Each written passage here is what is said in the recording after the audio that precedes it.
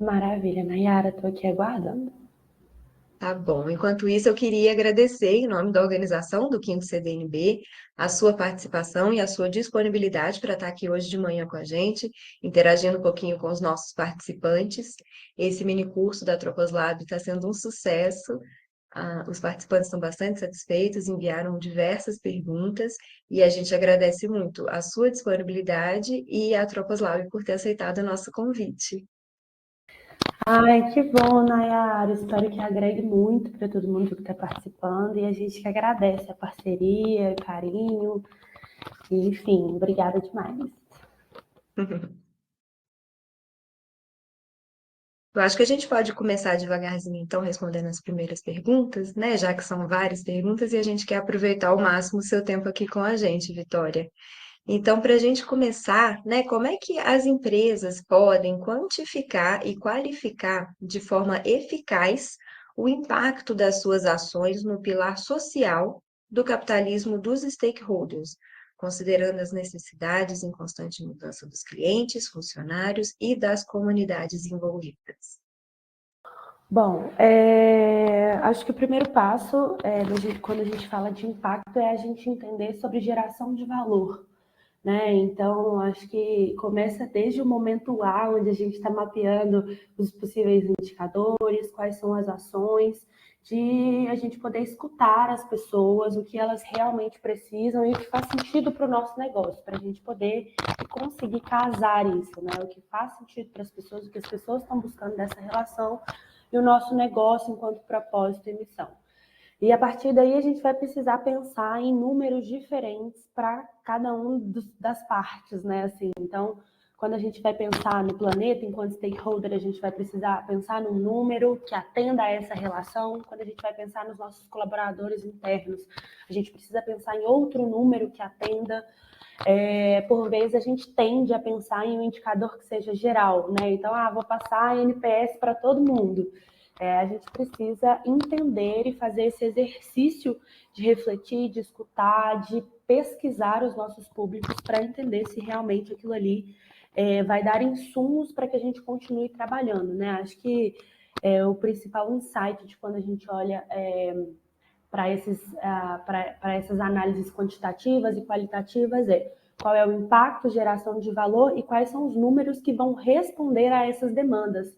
Né? Então, entendemos o que é valor para as pessoas e quais são os números que respondem e que vão permitir que a gente faça um trabalho em cima disso, porque por vezes a gente também está gerando números que no final do dia a conta não fecha, né? Então, quando a gente precisa dar a devolutiva, fazer o fechamento desses números, eles não respondem às nossas necessidades.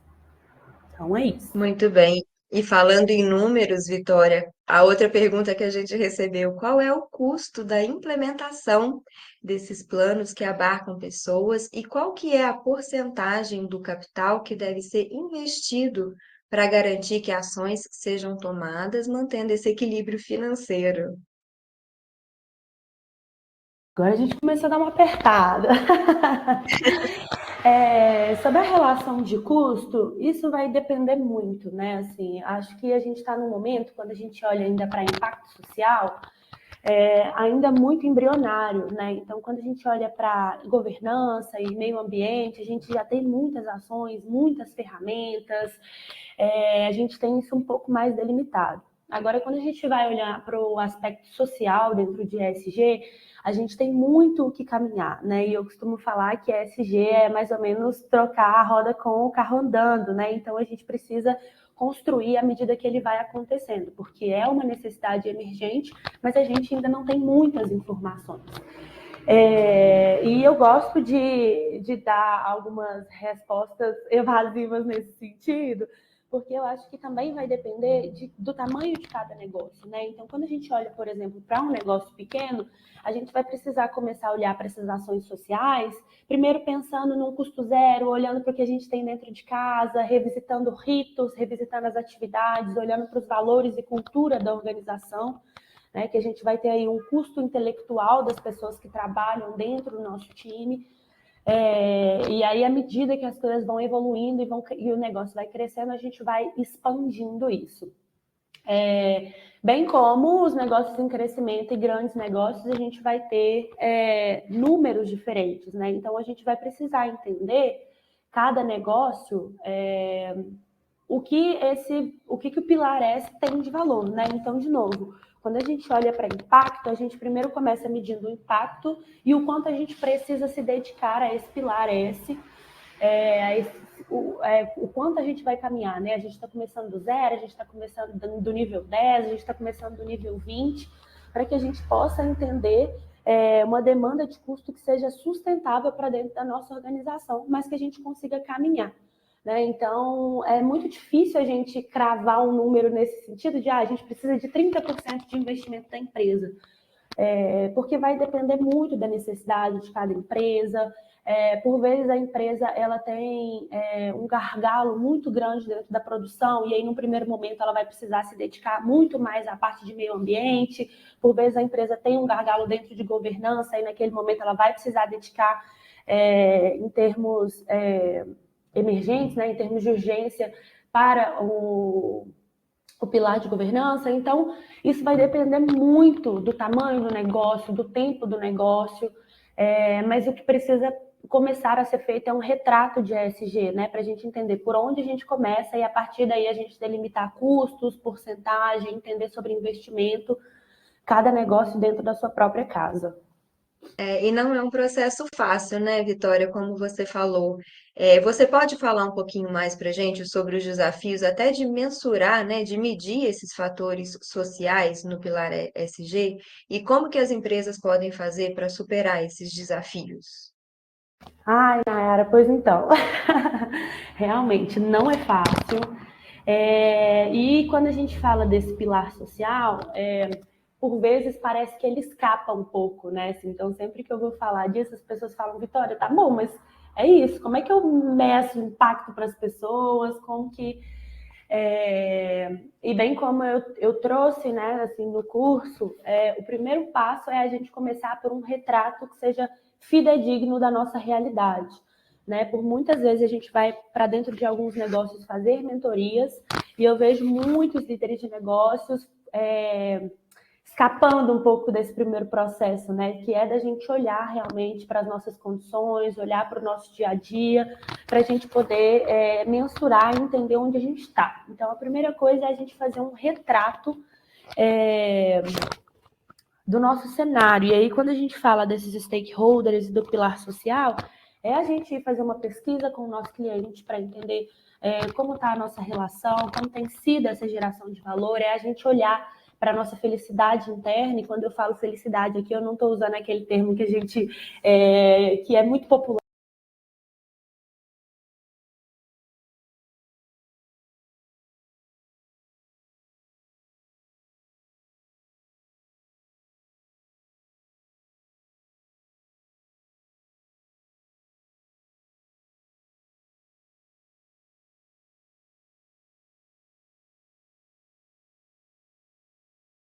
Vitória, eu perdi a sua conexão. A gente vai aguardar uns minutinhos para ver se retorna, tá bom? Para a gente continuar a nossa conversa. Enquanto isso, se os nossos participantes tiverem mais perguntas, vocês podem ficar à vontade para publicar as perguntas aqui no nosso bate-papo público da conferência web, que se eventualmente não der tempo da Vitória responder todas as perguntas agora ao vivo, a comissão organizadora vai encaminhar para ela as questões e vocês vão poder receber as respostas futuramente, tá bom? Vamos aguardar mais alguns minutinhos, porque a gente ainda tem um tempinho antes das próximas atividades do quinto CVNB, e a gente observa se ela consegue conectar de novo.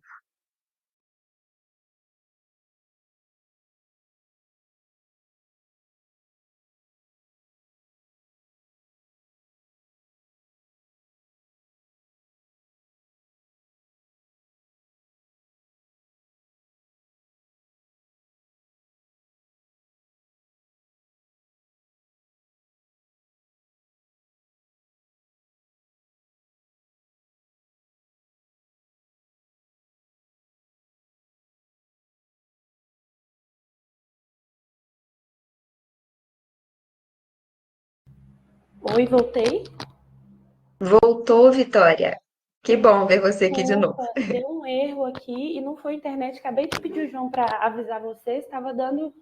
Ficou tudo azul aqui na tela e não voltava. Imagina, não tem problema nenhum, né? A gente está sempre sujeito a esse tipo de instabilidade quando a gente faz atividades ao vivo, né? Mas que bom que você pôde retornar aqui para o nosso bate-papo. E retomando a resposta, eu ia dizendo que para a gente trabalhar o pilar social é impossível deixar de fora as pessoas impactadas.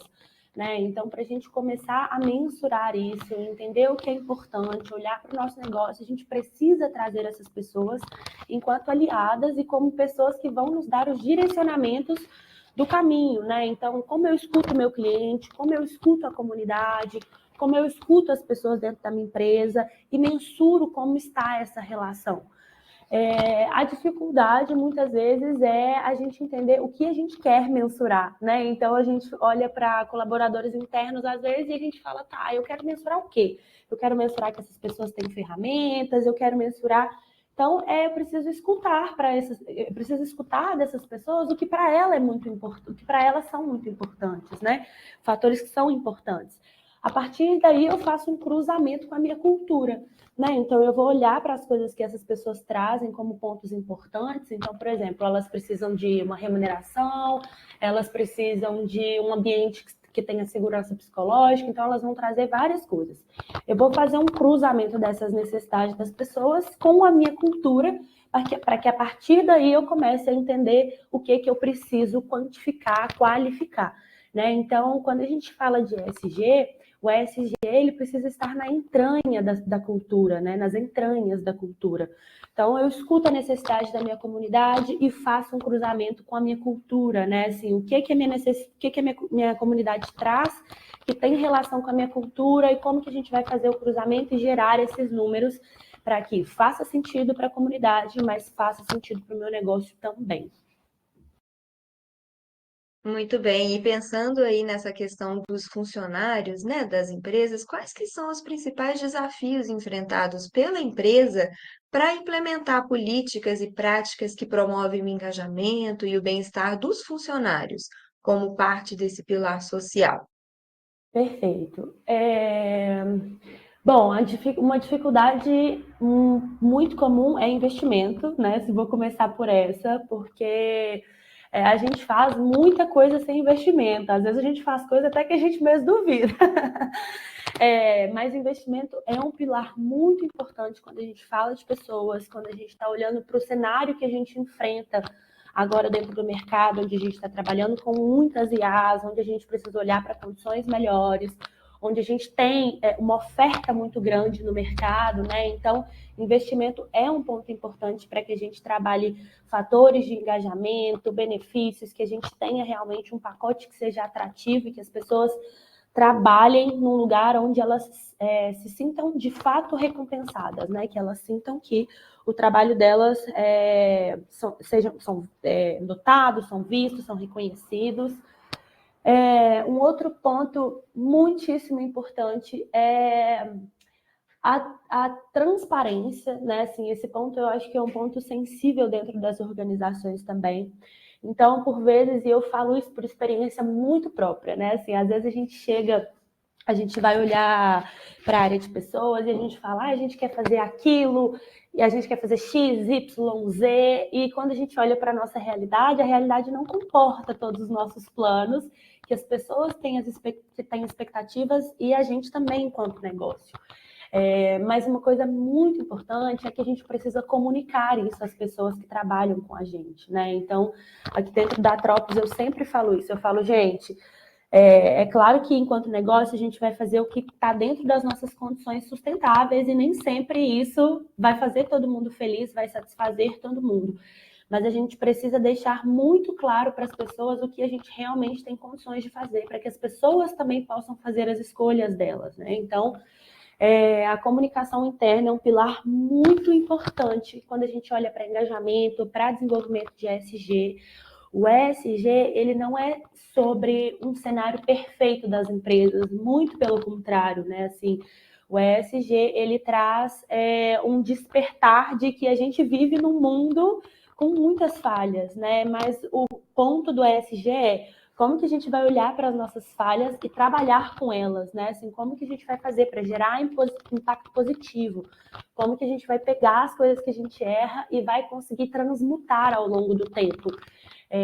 Então, se eu pudesse elencar algo muito importante dentro de trabalhar o pilar social, é a transparência, né? A gente tem um plano de transparência, a gente falar com as pessoas, olha, gente, eu entendo que vocês têm expectativa de chegar até o número 8, mas esse ano a gente só consegue chegar até o 2,5, né? Assim, mas a gente está muito, muito engajado em chegar ao 8, a gente tem um plano para isso, mas as pessoas precisam saber em que etapa a gente está, né? Até onde elas podem criar expectativa, qual que é o papel delas dentro desse cenário.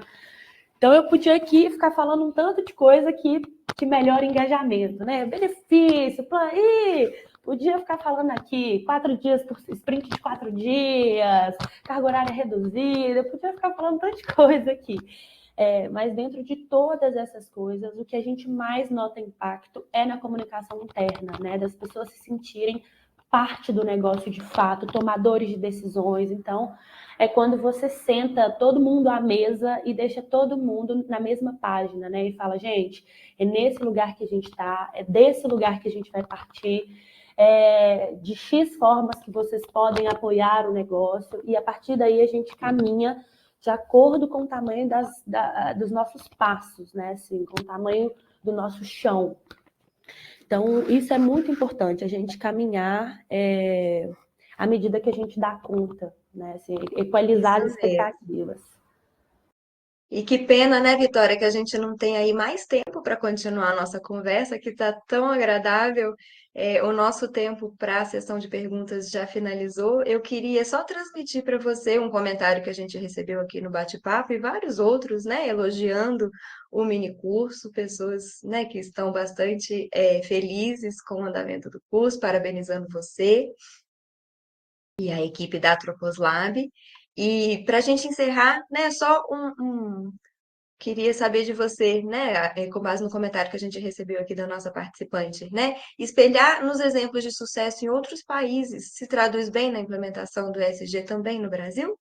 E aí a gente encerra a nossa fala de hoje. Por favor, fica à vontade. Maravilha, eu vou começar agradecendo pela participação de todo mundo e pelo carinho.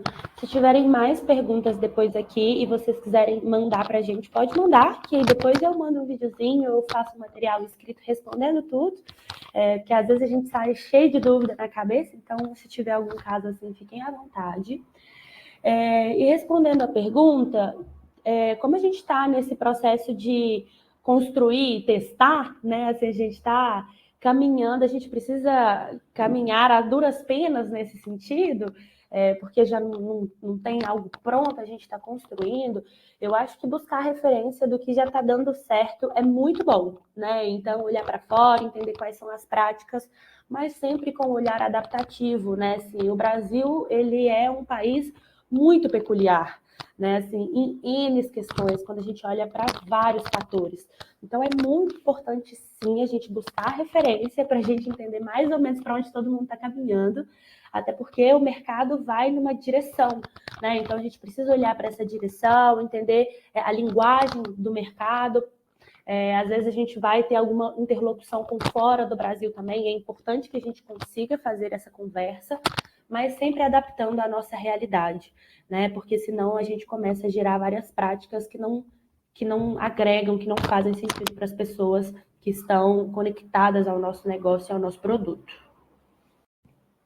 Muito obrigada, Vitória.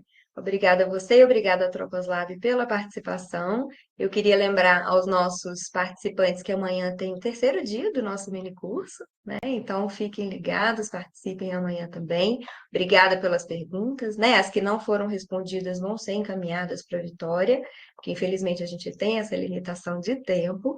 E eu convido todos vocês, então, para seguirem para a próxima atividade do nosso evento, que é a sessão de pôsteres lá na plataforma do Ivem 3. Obrigada mais uma vez, Vitória, em nome da comissão organizadora do 5º CDNV. A gente agradece a sua disponibilidade de estar aqui respondendo as perguntas ao vivo com a gente. E um bom dia e um bom evento para todo mundo.